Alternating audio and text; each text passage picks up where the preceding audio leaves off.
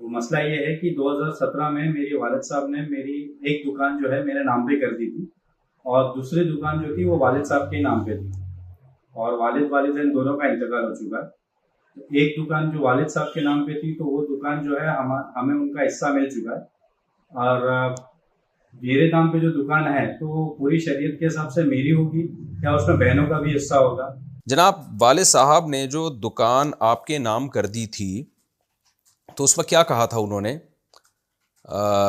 والد صاحب نے جو دکان آپ کے نام کی تھی تو اس وقت کیا کہا تھا انہوں نے کہ جی یہ میں نے اس بیٹے کو پکی سچی مچی کی دے دی ہے، یا صرف ڈاکومنٹس کیے ہیں آپ کے لیے؟ ایک بات۔ نمبر دو، پھر آپ کو مکمل قبضہ بھی دیا تھا کہ نہیں دیا تھا؟ دکان کا مکمل قبضے کا مطلب یہ ہے کہ اگر وہ رینٹ پر تھی تو اس کا کرایہ پھر آپ لیتے ہو، اور اگر رینٹ پر نہیں تھی اس میں خود بیٹھتے ہو آپ جا کے۔ ایک دفعہ بھی بیٹھ گئے اور اس میں جو دکان میں جو سامان پڑا ہوا تھا وہ بھی پھر